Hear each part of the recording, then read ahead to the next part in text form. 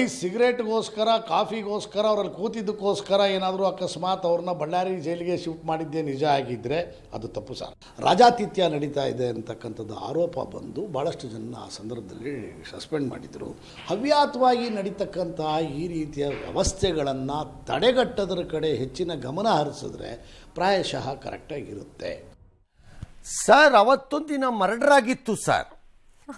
ಆ ಮರ್ಡ್ರಿನ ಆರೋಪಿ ಇನ್ನೂ ಸಿಕ್ಕಿಲ್ಲ ಸರ್. ಹಂಗಾಗಿ ಈ ಮರ್ಡ್ರನ್ ಮೇಲೆ ಏನಾದರೂ ಕ್ರಮ ತಗೊಂಡ್ರೆ ಅದು ತಪ್ಪಾಗತ್ತೆ ಸರ್. ಫಸ್ಟ್ ಅದನ್ನ ನೀಡಿರಿ ಸರ್. ಸನ್ಮಾನ್ಯ ಅಧ್ಯಕ್ಷರೇ, ಸುಮ್ಮನೆ ಇರಕ್ಕೆ ನಿಮ್ಗೆ ಏನು ಸಿಗಬೇಕು ಹೇಳಿ. ಯಾಕಿರುವೆ ಬಿಟ್ಕೋತೀವಿ. ಸುಮ್ಮನೆ ಸಂಶೋಧನೆ ಮಾಡಕ್ಕೆ ಹೋಗಬೇಡಿ. ಗುರಿಟು ಸೇದಿದ್ದರೆ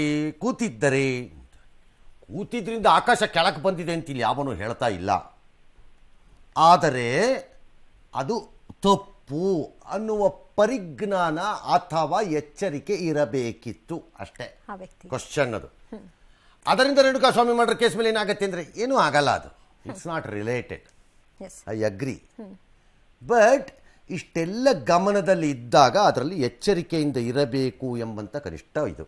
ಎರಡನೇದು, ಅಧ್ಯಕ್ಷರ ಮಾತನ್ನು ಕೇಳಿ ನ್ಯಾಯಾಲಯ ಜೈಲಧಿಕಾರಿಗಳು ಅದು ತಪ್ಪು ಸರ್ ಅಂದ ತಕ್ಷಣ ಏನು ಪತ್ರಗುಟ್ಟೋಗ್ಬಿಡ್ಬೇಕೀಗ ಜೈಲ್ ಆಫೀಸರ್ಗಳು, ಹೋಮ್ ಮಿನಿಸ್ಟ್ರು, ಕೋರ್ಟು ಎಲ್ಲ ಹೇಳ್ಬಿಟ್ಟಿದ್ದಾರೆ ನಾವು ಹೇಳಿದ್ದೆ ತಪ್ಪಾಗ್ಬಿಟ್ಟಿದೆ, ಏನಪ್ಪ ಹಿಂಗಾಗೋಯ್ತು ನಮ್ಮ ಲೈಫು ಅಂತ ಪತ್ರಗುಟ್ಟೋಗ್ಬಿಡ್ಬೇಕೀಗ ಅವರೆಲ್ಲ.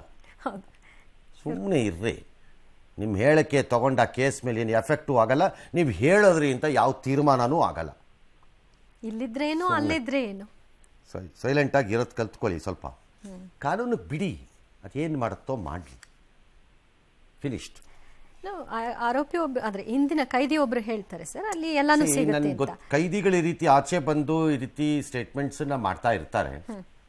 ಬಟ್ ಸಂಪೂರ್ಣ ಸುಳ್ಳು ಅಥವಾ ಸಂಪೂರ್ಣ ಸತ್ಯ ಅಂತ ಹೇಳೋ ಪರಿಸ್ಥಿತಿನಲ್ಲಿ ನಾನಿಲ್ಲ ಈ ಪ್ರಕರಣದಲ್ಲಿ. ಆದರೆ ನಮ್ಮ ಜೈಲಿನ ವ್ಯವಸ್ಥೆಯನ್ನು ನೋಡಿದ್ರೆ ಈ ರೀತಿಯ ಪದೇ ಪದೇ ಪ್ರಕರಣಗಳು ಬಂದಿರುವುದರಿಂದ ಸಾಮಾನ್ಯವಾಗಿ ಜನ ಹೌದೇನೋ ಅನ್ನೋ ಮಟ್ಟಕ್ಕೆ ಬಂದುಬಿಟ್ಟಿದ್ದಾರೆ.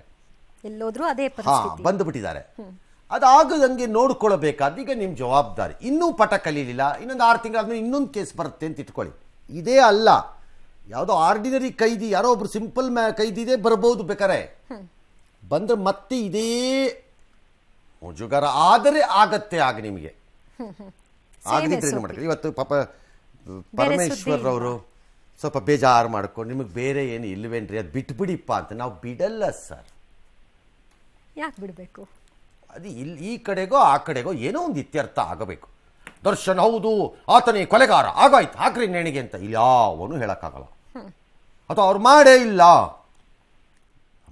ಪಾಪ ಪರಮ ಇದು ಅದು ಮೋಸ, ಅದನ್ನು ನಾವು ಹೇಳ್ತಿಲ್ಲ. ಕಾನೂನು ಏನು ಮಾಡುತ್ತೋ ಅದು ಮಾಡುತ್ತೆ, ಅದನ್ನು ವಿ ವಿಲ್ ಕವರ್ ಇಟ್. ಅವ್ರ ಇಲಾಖೆಗೆ ಸಂಬಂಧಿಸಿದಿಂದ. ಎರಡನೇದು, ನಿಮ್ಮನ್ನು ಯಾಕೆ ಕೇಳ್ತಾರೆ ಡಾಕ್ಟ್ರೇ?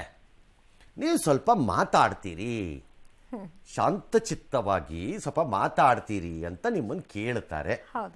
ಅದೇನು ಅದನ್ನು ಯಾಕೆ ನೀವು ಪತ್ರಿಕೆ ಮಾಧ್ಯಮದವರ ಪ್ರೀತಿ ನಿಮ್ಮ ಮೇಲೆ ಇನ್ನೂ ಇದೆ ಅಂತ ಯಾಕೆ ಅನ್ಕೋಬಾರ್ದು ಅಲ್ಲೇ?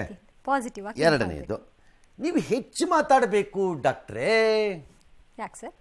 ಹೆಚ್ಚು ಮಾತನಾಡಿ ನಾನೆಂತ ಕಾಠಿಣ್ಯಯುತ ಖಡಕ್ ಹೋಮ್ ಮಿನಿಸ್ಟರ್ ಅಂತ ಜನರ ಮುಂದೆ ನೀವು ತೋರಿಸ್ಬೇಕೀಗ. ಮೆಸೇಜ್ ಪಾಸ್ ಮಾಡಿ. ಆ ಸಮಯ ನಿಮ್ಮ ಮುಂದಿದೆ, ಎಲ್ಲರಿಗೂ ಸಿಗಲ್ಲ ಈ ಅವಕಾಶ. ಡೈಲಿ ಬಂದು ಇವತ್ತು ನಿಮ್ಮ ಮೂತಿಗೆ ತಿವಿತಾರೆ ನಮ್ಮವರು. ಕೆಲವರು ಸಂಬಂಧ ಪಡೆದೇ ಇರೋ ವಿಷಯಕ್ಕೆಲ್ಲ ರಿಯಾಕ್ಟ್ ಮಾಡ್ತಾರೆ. ಹಾಗಾಗಿ ನೀವು ದಯಮಾಡಿ ಹೆಚ್ಚಿಗೆ ಮಾತಾಡಿ. ಏನಾದ್ರು ವಿವರ ಇಲ್ದಿದ್ರೆ ಇವತ್ತೇನು ಅಪ್ಡೇಟ್ಸ್ ಏನು ಇಲ್ಲರಪ್ಪ ಅಂತ ಹೇಳಿ ಬೇಕಾದ್ರೆ. ಬಿಟ್ಬಿಡ್ರಪ್ಪ ಅದೇ ಕೇಳ್ತೀರಿ ನೀವು ಅಂತೆ.